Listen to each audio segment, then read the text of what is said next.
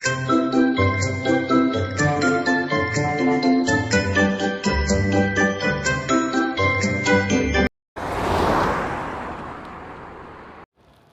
Guys, আসসালামু আলাইকুম। প্রতিদিনের মতো চলে আসলাম বরাবর আজকে আরেকটি নতুন ভিডিও নিয়ে আপনাদের মাঝে। আমি বাংলাদেশি ব্লগার মম রুচি। তো দুপুরে রান্নাবান্না নিয়েই আজকে শুরু করে দিলাম আপনাদের সাথে। তো কাছে কিংবা দূরে, দেশে কিংবা বিদেশে যে যেখান থেকে আমার ভিডিওটি দেখতেছেন, আশা করি সকলেই ভালো আছেন। আমরাও আল্লাহ তাআলার রহমতে অনেক ভালো আছি। তো আজকে দুপুর আমি লতি রান্না করব। তো চিংড়ি মাছ, ইলিশ মাছ না থাকলে কিভাবে লতি রান্না করে খেতে পারেন এটাই আপনাদের মাঝে শেয়ার করব। নারকেল দিয়ে লতি রান্না করব। তো নারকেলি লতি, এই লতিটা খেতে দারুণ স্বাদ হয়। আর সাথে আছে শীতে হাঁসের মাংস, মজাদার হাঁসের মাংস রান্না করব আজ। তো অনেক টেস্টি হয় হাঁসের মাংস শীতে।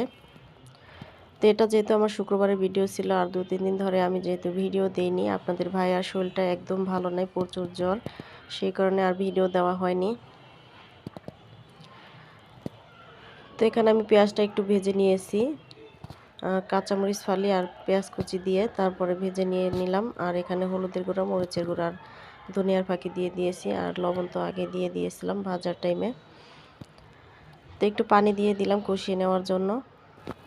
তো এদিকে আবার হাঁসের মাংসটা ভিজিয়ে রেখেছি। তো হাঁসের মাংসটা ভিজিয়ে রাখলাম যাতে তাড়াতাড়ি ছুটিয়ে যায়। আর যেহেতু 12টা বেজে গেছে আর শুক্রবার দিন, তো নামাজ পড়ে এসে খাবারটা খেয়ে নেয় আমাদের ঘরে। তো সবসময় টাইম মতো রান্নার চেষ্টা করি। তো এই তো আমার মশলাটা কষানো হয়ে গেছে, আপনারা দেখতেই পারছেন যে মশলার উপরে তেল উঠে গেছে। এখন আমি নারকেল বাটা দিয়ে দেব। তো এই নারকেলটা আমি বেটে নিয়েছি।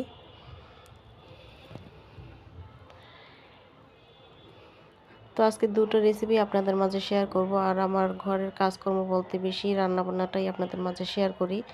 তো নারকেলটা দিয়ে আমি ভালোভাবে কষিয়ে নেব যাতে নারকেলের গন্ধটা চলে যায়। তাহলে নারকেলের গন্ধটা চলে গেলে খেতে ভালো লাগে। আর এই লতিটা গ্রামের যে বোনা কচুর লতি আছে, ওটা রান্না করলে অনেক স্বাদ হয়।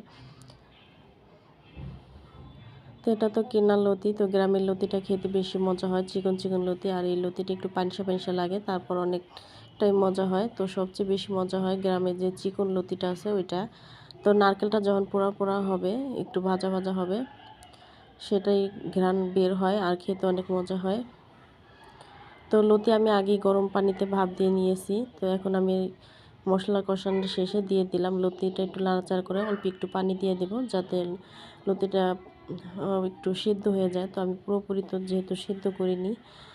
আর লতিটা আমি কখনই আস্তে আস্তে রাখি না, একটু ভেঙে ভেঙে দিই, তাহলে খেতে ভালো লাগে আর একটু নরম হয়ে যায়। তো এই তো পানিটা শুকিয়ে যাওয়ার পরে এখন আমি কিছু ধনিয়া পাতা দিয়ে দিলাম। তো শীতের দিন যেহেতু ধনিয়া পাতাটা খেতেও ভালো লাগে। তো ধনিয়া পাতা দিয়ে আবার একটু নাড়াচাড়া করে নিলাম যাতে ধনিয়া পাতা সব জায়গায় মিশে যায়। তো ধনিয়া পাতা ঘ্রাণটা অনেক ভালো লাগে আমার কাছে। তো আপনারা চাইলে দিতে পারেন কিংবা স্কিপও করে যেতে পারেন। তো লতিটা এক একজনের রান্না এক এক রকমের ধরন। তো আমি আমার রান্নার ধরনটাই আমি আপনাদের মাঝে তুলে ধরেছি। তো অনেকেই আছে যে লতিতে হালকা একটু পানি রাখে, তো আমি আর পানি রাখি না, একদম একটু মাখা মাখা হয়ে যায় আমার লতিটা রান্না। আর আপনারা দেখতেই পারছেন এই তো তেল উঠে গেছে উপরে। তো এভাবে লতিটা রান্না করলেই বেশি ভালো লাগে। তো লতি হয়ে যাওয়ার পরে এখন আমি হাঁসের মাংসটা ভালো করে ধুয়ে নিয়েছি। তো হাঁসের মাংসটা এখন আমি রান্নাটা বসিয়ে দেব।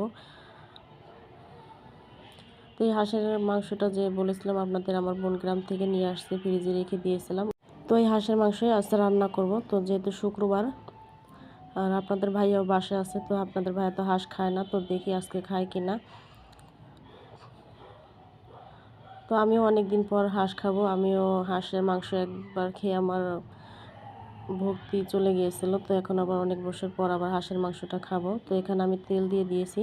তো এখানে যে তেলটা অতি ফার্স্টে দিয়ে দিয়েছি ওটা ডিম ভাজি করেছিলাম। তো ডিম ভাজি করার পর যে তেলটা রয়ে গেছে, তো ভাবলাম মাংসতে দিয়ে দিই। তো সকালে ডিমটা ভাজি করেছিলাম আমি, তো সেই জন্য তেলটা একটু লাল দেখা যাইতেছে। তো এখানে তো অল্প একটু পরিমাণে তেল ছিল, ওই তেলে তো আর রান্না হবে না, তো আর একটু তেল দিয়ে দেব। তো এখানে পেঁয়াজ কুচি দিয়ে দিলাম আমি, আর গরম মশলা দিয়ে দিলাম, দারচিনি, এলাচ আর তেজপাতা, আর লবণটা দিয়ে দিয়েছি। তো কিছুক্ষণ আমি ভেজে নিয়ে নেব। তো পেঁয়াজটা নরম হয়ে যাওয়ার পরে তারপরে আদা রসুন দিয়ে দেব। তো তো কিছুক্ষণ তেল দিয়ে দেওয়ার পর দেখুন কত তেল উঠে গেছে। আর হাঁসের মাংস রান্না করতে বেশি একটা তেলের প্রয়োজন হয় না, তো অনেক তেল উঠে যায় হাঁসের মাংসের থেকে। তো আপনার রান্না শেষে এটা দেখতে পারবেন। তো এখানে পেঁয়াজ ভাজা হয়ে যাওয়ার পর আদা রসুনের পেস্ট দিয়ে দিলাম। তো আদা রসুন পেস্ট যেহেতু আমি সবসময় একসাথেই করে নিই, এটা আপনাদের মাঝে এখন পর্যন্ত দেখানো হয়নি। তো যে দেখি পরে যদি কোনো একসময় আদা রসুন একসাথে ব্লেন্ডার করে রাখি তাহলে দেখাতে পারবো আপনাদের। আর ব্লেন্ডার করতে বলতে আমার ব্লেন্ডারটা একদমই কাজ করে না। তো যদি ব্লেন্ড করে নিই তাহলে দেখা যায় একটু সাবা সাবা থেকে যায়। তো এবারে আমি বেটে নিয়েছিলাম হাতে। তো কথা বলতে বলতে দেখতেই পেলেন আমি কি মশলা দিয়ে দিয়েছি এখানে।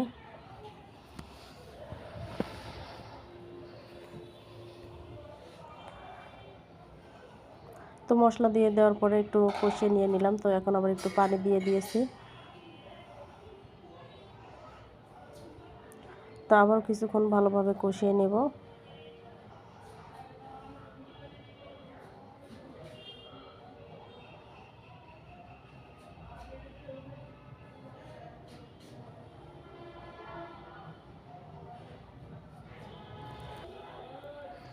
তো ঢাকনা দিয়ে আবারও কিছুক্ষণ কষিয়ে নিয়েছি। তো দেখতেই পেলেন যে অনেকখানি তেল উঠে গেছে।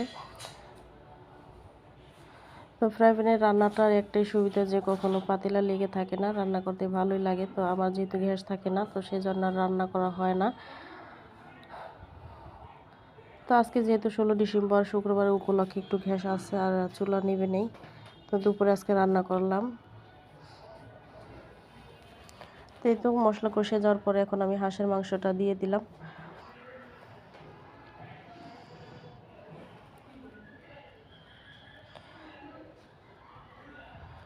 তো এখন মশলার সাথে মিশিয়ে দিতেছি ভালোভাবে নাড়াচাড়া করে।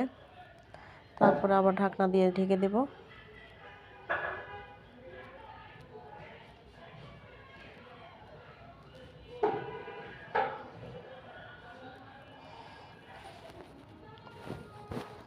তো এদিকে আবার আপনাদের ভাইয়া নামাজ পড়তে চলে যাইতেছে। তো ভাবলাম আপনাদের মাঝে একটু দেখিয়ে দিই। আর নাদিমও চলে গেছে। তো যাওয়ার টাইমে একটু দুষ্টুমি করে গেল, বলটা ফিকে মেরে না ফিসকে। তা আপাও চলে আসলো আর আপা ওইদিকে ঘরটা মুছে নিতেছে। তো হাঁসের মাংসটা আবারও একটু নাড়াচাড়া করে দেব, বলক এসে পড়েছে এখন।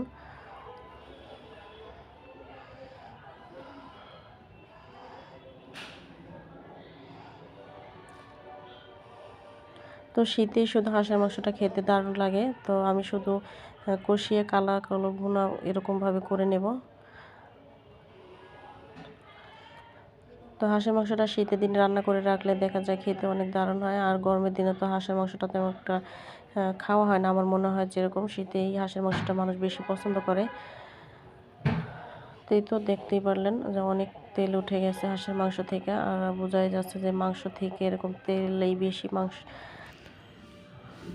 তো মাংসটা আমি অনেকক্ষণ ধরেই কষিয়ে নেব যতক্ষণ গন্ধটা চলে না যায়। আর হাঁসের থেকে একটু গন্ধ আসে মাংস থেকে, আর খাসির মাংস যেরকম ওরকম। তো আমি অনেক সময় ধরেই কষে নেব আর একটু ভাজা ভাজা করে তারপরে একটু পানি দিয়ে নেব।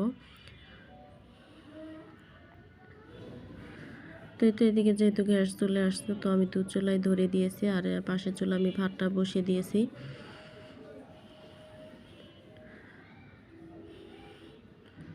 তো পুরোপুরি দেখতেই পেলেন যে মশলা গায়ের সাথে মিশে গেছে। তারপরে এই পর্যায়ে আমি এখন পানি দিয়ে দিলাম।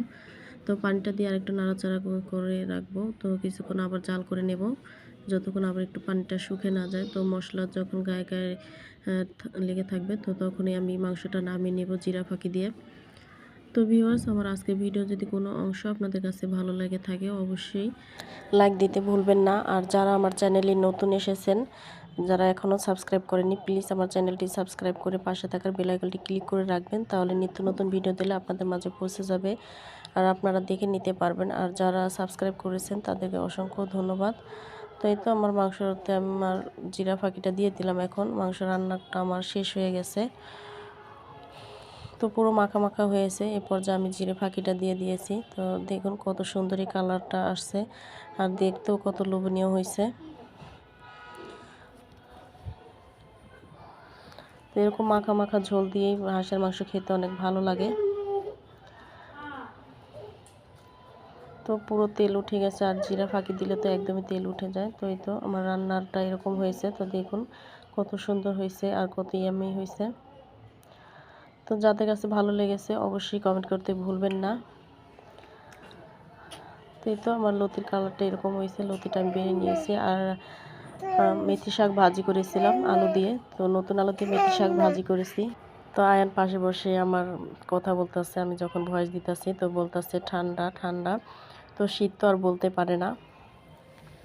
তো আপনারা পাশে ওর কথা একটু শুনতে পেলেন। তো এই তো আমাদের দুপুরে রান্নাবান্নার আয়োজন। তো আপনাদেরকে পুরো দেখিয়ে দিলাম। তো নাতির বাবা চলে আসছে, আর আমরাও সবাই গোসল করে নামাজ পড়ে এখন সবাই একসাথে খেতে বসে গেলাম। তো নাতির বাবাকে ভাতটা দিয়ে দিয়েছি এখন। তো ধোয়া ওড়ানো গরম গরম ভাতের সাথে এভাবে তরকারিটা স্বাদ খেতে কার না ভালো লাগে। তা আমাদের কাছে তো খুবই ভালো লাগছে। তো আপনারাও রান্না করে ট্রাই করে খেয়ে দেখবেন, অবশ্যই ভালো লাগবে। তো এই তো বিকাল দিকে আমি আবার একটু ফুলকপির পাকোড়া বানিয়েছিলাম, এটাও আপনাদের মাঝে একটু শেয়ার করে দিলাম। তো এখানে আমি ফুলকপিটা একটু ভাপ দিয়ে নিয়েছি, তো বেসন দিয়ে তারপর ফুলকপিটাকে ভাজবো। তো শীতে একটু মাঝে মাঝে ভাজা পোড়া খেতে একটু ভালো লাগে, তো সেজন্য একটু ফুলকপির পাকোড়া বানালাম আজকে। তো এই পাকোড়াটা খেতে খুবই মজা হয় এবং মচমচে হয়। তো নাফিস এসে আবার দুষ্টুমি করতেছে চুলার সাইডে। তো অনেক ধমক দিলাম, চুলার সাইডে এসে অনেক দুষ্টুমি করতেছে, গরম চুলা জ্বলতেছে। তো বেসন দিয়ে মাঝে মাঝে শীতে একটু ভাজা পোড়া খেতে খুবই ভালো লাগে। আর আপনাদের ভাইয়া যেহেতু বাসায় আছে তো ভাবলাম একটু নাস্তা বানিয়ে দিই। তো ফুলকপিটা একটু ভাপ দিয়ে তারপর আমি এখানে ম্যাজিক মশলা মাখিয়ে নিয়েছি। তো এটা খেতে খুবই টেস্ট হয়। আর বেসনটা গলে নিয়েছি সব মশলা দিয়ে, হলুদ মরিচ লবণ আর জিরা দিয়ে, ধনিয়া।